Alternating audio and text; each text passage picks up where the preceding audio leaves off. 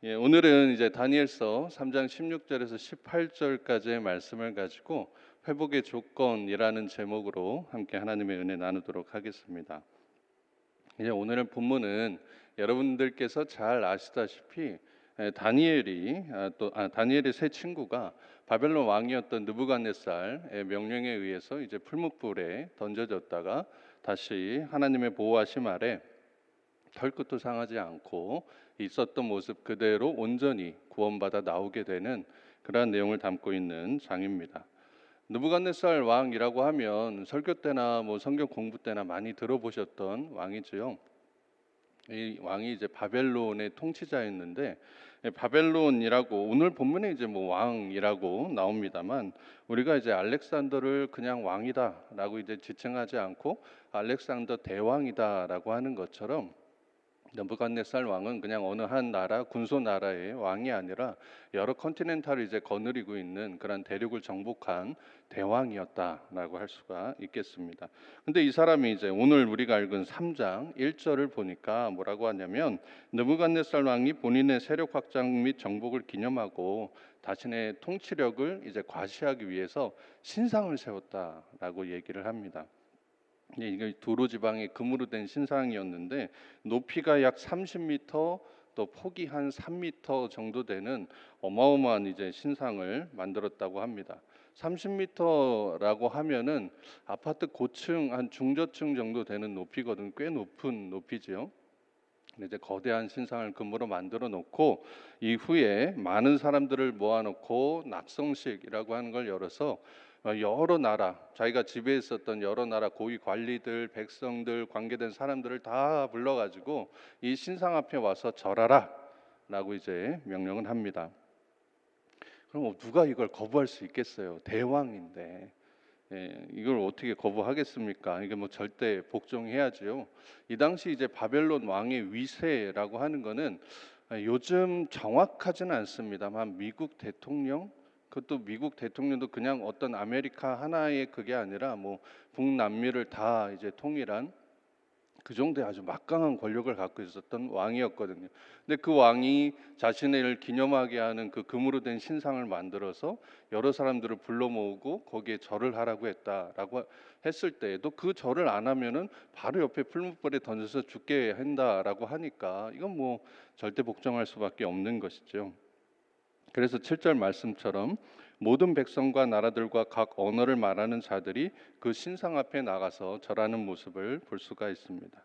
근데 때는 이때다 하고 갈대아 사람이라고 표현이 되는데, 다니엘서 2장에 보시면은 다니엘이 이제 그 느부갓네살 왕의 꿈을 해석할 때에 그때 가장 이제 시샘을 내고 쟤 뭐야 막 이랬던 사람들이 그 술객들의 출신이 갈대아 사람들이었거든요. 그러니까 눈에 가시 같은 존재가 바로 다니엘과 세 친구였겠죠.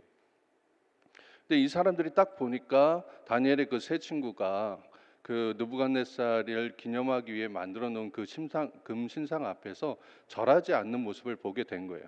근데 이건 어느 정도 예측이 가능한 부분이었습니다. 왜냐하면 이들이 하나님을 신실하게 섬긴다라고 하는 것을 알고 있었기 때문에 이 갈대아 사람들이 때는 이때다 하고 이제 느부갓네살 왕에게 달려가는 것이죠. 8절 말씀에 보니까 뭐라고 나오냐면, 그때에 어떤 갈대아 사람들이 나와 유다 사람들을 참소하니라라고 나옵니다. 여기 이제 참소하다라고 나오는 이 단어가 히브리어 원어를 보니까 이게 이제 조각조각 씹어 삼켰다라는 의미를 갖고 있어요. 이게 우스갯소리로 왜 우리가 남을 비방할 때에 저 사람 씹다, 이게 죄송합니다 표현이 세서 저 사람 막 씹는다라고 하는 표현을 쓰잖아요. 이게 우스갯소리로 굉장히 성경적인 표현이었더라고요. 그러니까 오늘 나오는 이 참소하다라고 하는 이 의미가 유다 사람들을 정말 잘근잘근 씹어가지고 느부갓네살 왕 앞에다 바치는 그러한 이제 모습이었던 것입니다. 결국 이들의 계략으로 인해서 세 친구가 느부갓네살 왕 앞으로 끌려오게 됩니다. 그런데 느부갓네살 왕이 참 신기하게도 이들에게 기회를 한 번 더 줘요. 이 흔한 일은 아닙니다. 그 정도 대의 제국의 왕이었다면 그냥 명령 불복종, 또 자신의 금신상을 만든 정말로 많은 사람들이 축하하고 인정받는 그 자리에 내 명령을 정면으로 도전했다라고 하는 것은 용납되지 않는 일이었거든요. 그런데 느부갓네살 왕이 이들에게 한 번 더 확인을 해요. 그리고 한 번 더 물어봅니다. 근데 왜 그랬냐면 다니엘 2장 47절에서 자신의 꿈을 해석해 줬던 다니엘의 능력을 봤었잖아요. 그래서 느부갓네살 왕이 하나님의 능력이 정말 대단한 분이시구나, 하나님이 참으로 모든 신들의 신이시구나라고 고백했었거든요. 그 능력을 봤었기 때문에 이 친구들이 불러온 그 자리에서 한 번 더 기회를 줍니다. 그래서 뭐라고 하냐면, 얘들아, 니네가 절을 안 한다고 하는데 그게 사실이냐? 야, 괜찮아. 그럼 지금이라도 이 풍악 소리야 모든 악기의 소리가 울릴 때에 니들이 저 금신상 앞에 절한다면 내가 그냥 넘어가겠어 하고 기회를 주는 거예요. 그러니까 오늘 본문 그랬더니 이 세 친구들이 왕에게 하는 말이 바로 이제 오늘 본문에 나와 있는 16절의 말씀인 것입니다. 16절에 보니까 사드락과 메삭과 아벳느고가 왕에게 대답하여 이르되, 느부갓네살이여, 우리가 이 일에 대하여 왕에게 대답할 필요가 없나이다 라고 대답을 합니다. 아까도 느부갓네살 왕의 위치에 대해서 말씀을 드렸는데요, 보통 왕이 아니죠. 그런 왕에게 어떤 무언가 이야기를 할 때는 그냥 가서 친하게 왕님 뭐 어쩌고 했습니다라고 할 수 있는 게 아닙니다. 갈대아 사람들도 이 유다 사람들을 참소할 때에 먼저 느부갓네살 왕에게 뭐라고 하냐면, 왕이여 만수무강하옵소서라고 이러한 의미의 단어를 문장을 꼭 붙이거든요. 뭐 우리나라로 하자면 뭐 왕이여 뭐 만극 성은이 만극하나이다, 왕이여 뭐 만세수를 하옵소서. 근데 이 세 친구는 이러한 칭송은 고사하고 왕의 호칭도 생략하고 그냥 이름을 불러버리는 거예요. 그러면서 또 이야기하기를 이 일에 대하여 왕에게 대답할 필요가 없다라고 선언합니다. 그러니까 요즘 말로 하자면, 정치적으로 얘기하는 건 아닙니다. 우리나라 대통령에 대해서 내가 불려가서 뭔가를 해명해야 되는 자리에서 그냥 대통령 이름 불려버리는 거야. 아이 땡땡아 막 이러면서, 내가 만약 미국 시민이라면 야이 밭 땡땡 하면서 내가 너한테 대답할 필요가 있는 것 같아 라고 호통치면서 얘기를 한 거예요. 이거는요, 목숨 걸지 않으면 할 수 없는 겁니다. 이 정도 믿음이 있어야 돼요. 이 정도 신앙이 우리 안에 있어야 합니다. 아니 지금 왕에게 아부를 해도 모자를 파네. 머리 좀 쓴다고 느부갓네살 왕의 비위를 맞추거나 뭔가 논리적으로 풀어가지고 빠져나갈 궁리를 해도 모자를 파네. 왕의 이름을 그냥 불러버리는 거예요. 왜 이 친구들이 그랬을까요? 그렇게 됨으로 인해서 자신의 목숨이, 경각에 달린 자신들의 목숨이 위험해질 거라고 하는 것을 과연 이 세 친구가 몰랐을까요? 이들이 왜 그랬느냐? 다른 사람들이 보면 느부갓네살이 절대적 두려움을 주는 존재였지만 하나님의 말씀을 믿는 이 세 친구에는 그 절대적 두려움을 통해 하나님의 이름을 나타낼 승리의 기회로 봤다라고 하는 것입니다. 그렇게 담대함을 가지고 말하는 거예요. 담대함이 절대적 두려움을 이긴다라고 하는 것입니다. 이후 사드락과 메삭과 아벳느고가 17절과 18절에 걸쳐 상황을 가정하는데요. 뭐뭐 했더라면, 뭐뭐 했더라도라고 해서 상황을 가정하면서 두 번 대답을 이어나갑니다. 17절에 첫 번째 대답이 나오는데요. 뭐라고 하냐면, 왕이여, 우리가 섬기는 하나님이 계시다면 우리를 맹렬히 타는 풀무불 가운데서 능히 건져내시겠고 왕의 손에서도 건져내시리이다 라고 말합니다. 이게 이제 해석의 뉘앙스의 차이가 조금 있거든요. 히브리어 원어적인 그 내용을 보면은 쉬운 성경의 번역이 좀 더 정확하게 번역을 해놨습니다. 쉬운 성경으로는 어떻게 했냐면, 만약 우리가 용광로 속에 던져진다 하더라도 우리가 섬기는 하나님께서 우리를 불타는 용광로와 왕의 손에서 구해내실 것입니다 라고 말씀합니다. 결국 이들은 하나님의 능력을 믿었던 거예요. 이 세 친구는 하나님께서 자신을 구원해 주신다라고 하는 믿음이 이 세 친구에게 있었다라고 하는 것입니다. 그렇기에 눈앞에서 빨갛게 타고 있는 풀무불이 이 세 친구에는 전혀 위협적인 존재가 아니었던 거예요.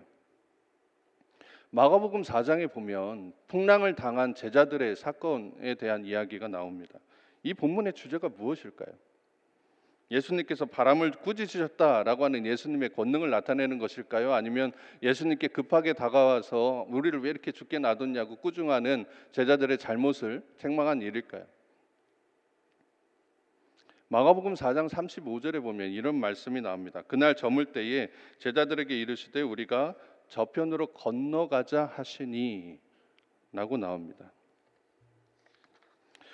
그러니까 이 본문에서의 핵심은 예수님께서 저편으로 건너가자라고 하셨다라고 하는 거예요. 예수님이 건너가자라고 하셨으면 이미 건너가는 거는 끝난 거예요. 예수님이 건너가자 하셨으니까, 본인 입으로 얘기하셨으니까, 본인 입으로 명령하셨으니까, 본인 입으로 약속해 주셨으니까 그 일은 의심 없이 일어나는 일이다라고 하는 것입니다. 아무리 풍랑이 오고 비바람이 불고 배가 막 부서질 것처럼 막 흔들릴지언정 내가 여기에서 저편으로 가는 것은 이미 결정된 거다라고 하는 거예요. 그게 예수님의 약속의 말씀의 힘이었다라고 하는 것입니다. 근데 이 약속을 우리가 믿음으로 받아서 우리의 삶 가운데 나타나는 게 쉬운 일은 아닙니다. 어려운 일이에요.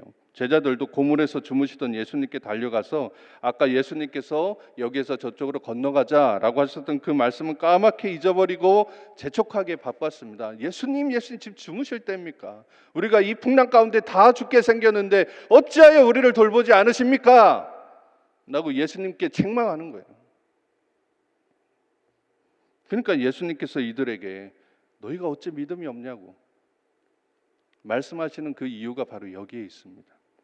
만일 사드락과 메삭과 아벳느고도 느부갓네살 왕이 너네가 저 신상 앞에 절하지 않으면 이제 불못불에 들어간다라고 경고했을 때에, 그리고 눈앞에 본인들을 휘감을 만한 새빨간 불길이 눈앞에 놓여져 있는 것을 봤을 때, 아 하나님 어떻게 우리를 저 미치광이 왕의 손에서 죽게 할 수가 있습니까? 하나님 우리와 함께 하는 게 아닙니까? 어찌 우리를 이렇게 내버려 두십니까? 라고 원망했다면 어떻게 되었을까요? 이 결정적 순간에 믿음의 담대함이 나오는 거예요. 본문에서 능히 건져내시겠고 라고 나오는데요, 여기 나오는 능히라고 하는 단어는 야킬이라고 해서 그냥 뭐 막 힘을 쥐어 짜내서 막 이것을 이루었다라고 하는 그런 의미가 아니라 아주 넉넉히, 아주 충분하게 하실 수 있는 일이다라고 하는 뜻을 갖고 있습니다. 어떠한 상황에서도 할 수 있다라고 하는 확신의 의미를 갖고 있는 단어인 것입니다.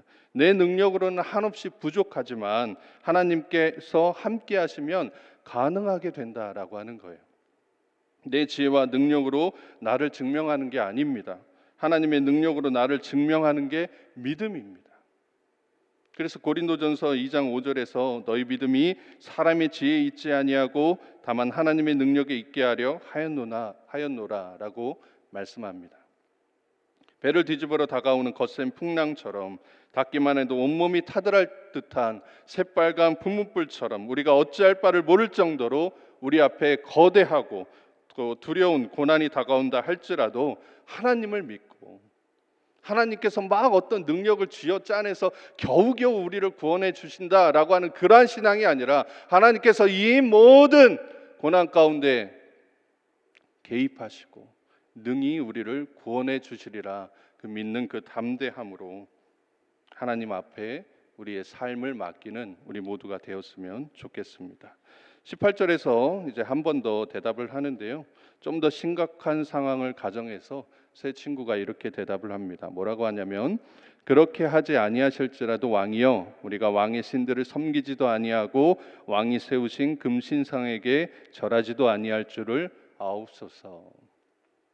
이것은 하나님께서 본인의 뜻대로 또 본인들의 예상대로 그렇게 되지 않더라도 심지어 내가 지금 이 자리에서 저 불못불 속에 들어가 죽게 된다 할지라도 하나님의 뜻을 끝까지 지키겠다 라고 하는 이 세 친구의 믿음의 절정을 보여줍니다. 왕의 신 앞에서 절할 수도 있겠죠.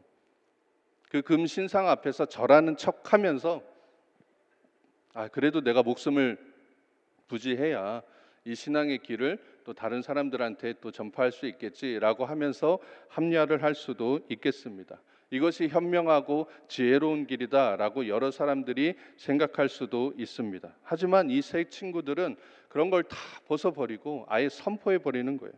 일말이나마 남아있을 수 있는 선택의 자유를 아예 벗어 던졌다라고 하는 것입니다. 본문의 왕의 신들을 섬기지 아니하고라고 하는 것은 문자적으로 우리가 섬길 의향이 전혀 없습니다라고 이들의 굳건한 믿음을 보여준 것입니다. 더 이상 이유되지 않겠다라고 하는 거예요. 그리고 혹시나 하나님이 안 들어주실까봐 당신 말을 한번 들어볼까라고 하는 왔다 갔다 하는 거 하지 않겠다라고 하는 선포인 것입니다. 우리가 신앙적인 문제에 있어서 이렇게 고민하기 시작하면 넘어지는 경우가 너무나도 많이 있습니다. 이러면 어떨까? 요 정도 해도 이해가 되는 게 아닐까? 하나님 요 정도는 이해해 주시겠지라고 하면 여지없이 우리의 신앙이 무너진다라고 하는 것입니다. 대표적으로 창세기 3장에 나오는 하와 선악과를 따먹은 그 사건이 나오죠. 만일 뱀이 하와에게 와서 요 선악과 한번 봐라. 정말 하나님이 요거 먹으면 너네가 죽는다 했느냐? 이렇게 이제 살살 꼬실 때에 하와가 그냥 선포해 버리면 돼요. 아예 자신의 선택권조차도 하나님께 있음을 이 뱀에게 선포해 버리면 됩니다. 내가 선악을 알게 되는 게 중요한 게 아니다. 비록 내가 선악을 알지 못하더라도 내가 너의 말을 듣지 않을 것이고 하나님의 말씀만을 내가 순종하며 나아가겠다라고 하는 이러한 선포가 있을 때에 이러한 죄악에서 이러한 신앙의 길에서 벗어나지 않고 하나님의 길을 따를 수 있다라고 하는 것입니다. 그런데 보니까 보암직도 하고 먹음직도 하고 지혜롭게 할 만한 탐스럽기도 했다라고 하는 그 구절에서 이미 끝난 거예요. 그걸 보면서 하와가 생각했다라고 하는, 하와가 고민했다라고 하는 것이거든요. 뱀이 그런 말을 할 때에 그냥 그 자리에서 단칼에 딱 끝났으면 전혀 이런 일이 일어나지 않는 것인데 말을 딱 하고 나니까 그런가? 하고 고민하는 그 순간 죄악이 들어오는 거예요. 우리가 치킨을 만일 배달해서 먹는다면 제가 참 좋아하는 아이템이긴 한데요. 요즘 너무 많이 먹어서 아내가 뭐라고 하긴 합니다. 치킨을 딱 우리가 시켰어요. 근데 앞에 딱 놓이면 어떻습니까? 그걸 막 생각 없이 먹지는 않잖아요. 딱 놓이면은 그걸 딱 바라보면서 진짜 맛있겠다. 그래서 생각만 해도 벌써 치킨이 막 입에 들어가고 있는 그 상상이 되잖아요. 근데 그걸 또 이제 마음속에는 아내가 살 좀 빼라고 해서 치킨 먹지 말라고 그랬는데 어떡하지? 그러면 또 마음속에 악한 영이 와서 괜찮아 먹어도 돼. 그럼 어쩌면 할 거야 하면서 하다 보니까 그 또 연약한 제가 또 지어서 이제 치킨을 이제 먹고. 신앙도 똑같은 거예요. 우리가 고민하기 시작하면 실패할 수밖에 없습니다. 우리가 무너질 수밖에 없습니다. 이거를 사탄이 너무 잘 이용하는 거예요. 우리 안에 있는 두려움, 욕망, 시기심, 좌절, 합리화 이런 거를 가지고 지금도 우리를 고민 가운데 빠뜨려서 어떻게든 우리를 넘어뜨리려고 세상을 섬기게 하려고 모든 우상의 신 앞에 우리를 절하게 하려고 호시탐탐 기회를 노리고 있다라고 하는 것입니다. 그렇기에 여러분 다시 한번 권면합니다만 신앙이 여러분의 고민거리가 돼서는 안 됩니다. 예배가, 기도가, 말씀이 고민이 되면 안 돼요. 여행 있는데, 뭐 약속이 있는데, 뭐 일 있는데 이렇게 타협하기 시작하면 내 신앙 금방 무너집니다. 오늘은 상황이 좀 그런데 오늘은 대충 온라인으로 드려도 되겠지? 아니요. 온라인으로 드리는 게 문제가 아니라 대충 드려도 되겠지. 남이 보지 않으니까 대충 내가 집에서 어떤 옷 갇혀 있고 그냥 이렇게 예배 드리면 되겠지 하고 있는 그런 마음이 문제인 거예요. 그런 갈팡질팡하고 고민하는 그 순간 내 안에 있는 신앙의 좌절, 실패가 찾아오게 된다라고 하는 것입니다. 결국 이제 여기까지 대답을 들었던 느부갓네살 왕이 이제 화가 머리 끝까지 나는 것이죠. 19절에 보니까 분이 가득해서 얼굴빛이 바뀌었다라고 나옵니다. 아주 분노가 막 꽉 찬 거예요. 그러면서 풀무불을 평소보다 7배나 더 뜨겁게 하라고 명령합니다. 여기 나오는 이제 풀무라고 하는 거는 금속을 재련하는 용광로를 뜻하는 것이거든요. 용광로의 온도가 대개 1000도에서 한 1500도 정도 된다고 합니다. 그 이상이 되면 그 용광로의 용기가 이제 부서질 위험이 있기 때문에 그 정도를 맞춘다고 해요.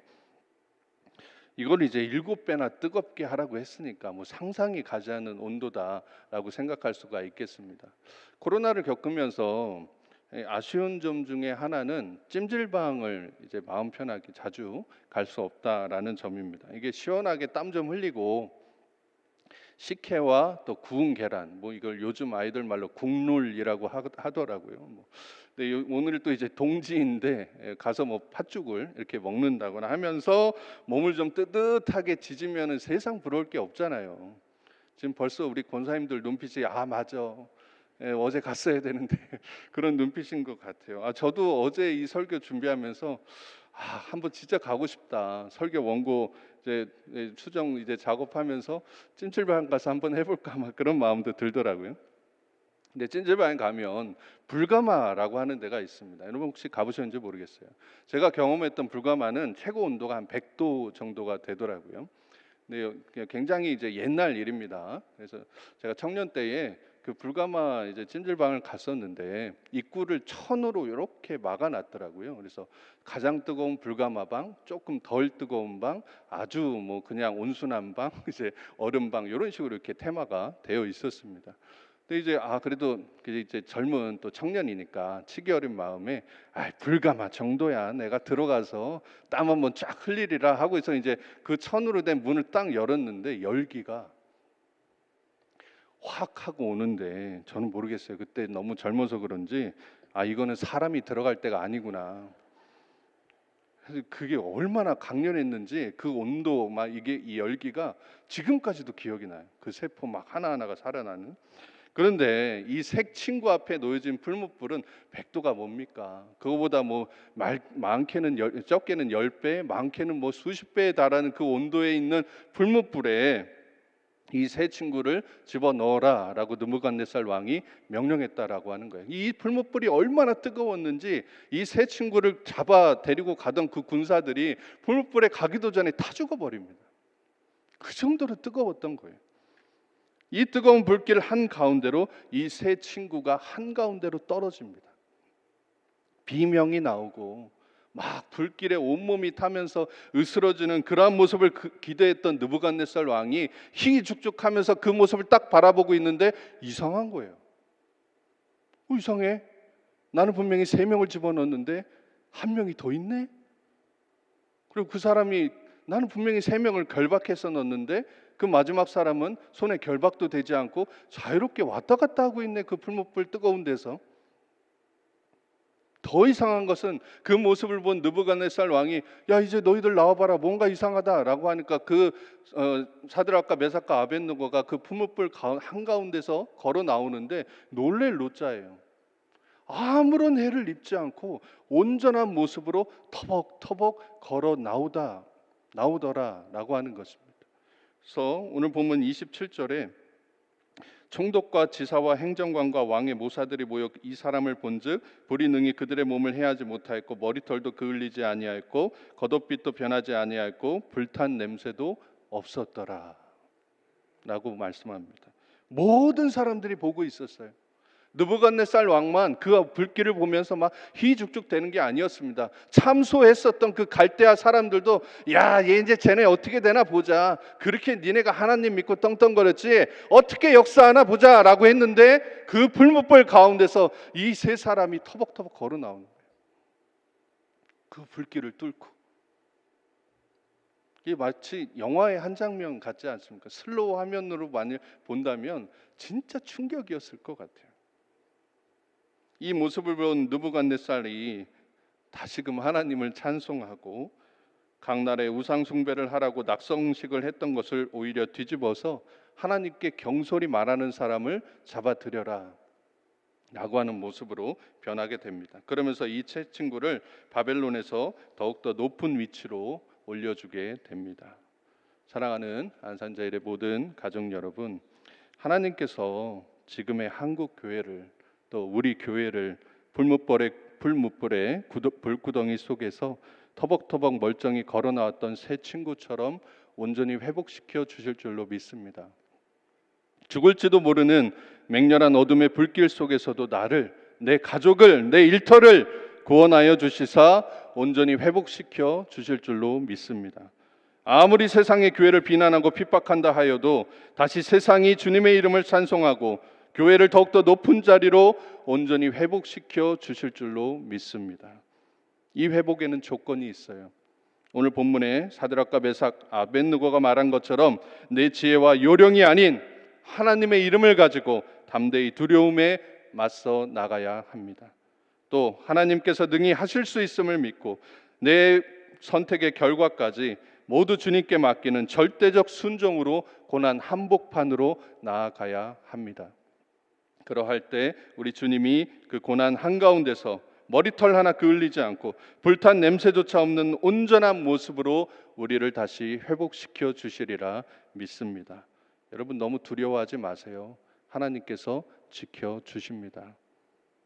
홍해를 앞에 두고 무서운 기세로 달려오는 애국 군대를 바라봤었던 모세처럼, 바다에 모래알처럼 많았던 압도적 숫자의 미디안 군대를 바라봤었던 기드온처럼, 또 해를 가릴 만큼 거대한 위용으로 자신 앞에 선 골리앗을 보았던 다윗처럼 우리 앞에 아무리 크고 진하고 거센 고난이 닥쳐와도 모든 두려움을 떨쳐버리고 내가 아닌 고난 한가운데서 나와 함께 하시는 하나님을 바라보고 말씀 앞에, 기도 앞에, 또 예배 앞에 절대적 순종으로 내 자리를 지키며 은혜의 회복을 이루는 사랑하는 안산절의 모든 가족 여러분 되시기를 간절히 기도드립니다. 함께 기도하겠습니다.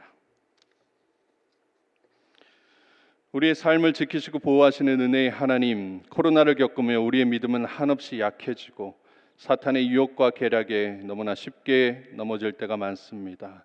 코로나를 이유로 그 유혹대로, 그 계략대로 넘어가 버리는 우리들의 연약한 신앙을 긍휼히 여겨주시사 다시 세워 주옵소서. 내 안에 있는 두려움에 당당히 맞서는 우리가 되길 소망합니다. 내 지혜와 의지대로 해보려고 하는 교만을 내려놓고 능히 하실 수 있으신 주님을 믿고 나아가는 우리가 되게 하여 주옵소서. 모든 선택의 결과를 주님께 맡기고 나는 그저 묵묵히 순종하며 철저히 말씀대로 살아가는 우리가 되게 하여 주옵소서. 이러한 신앙의 모습이 나타날 때, 이 회복의 조건이 이루어질 때 주님의 은혜가 우리 가운데 임하여 주실 줄로 믿습니다. 우리의 예배, 관계, 사역, 교회, 가정, 일터 모두가 진정한 회복을 맛보게 될 줄로 믿습니다.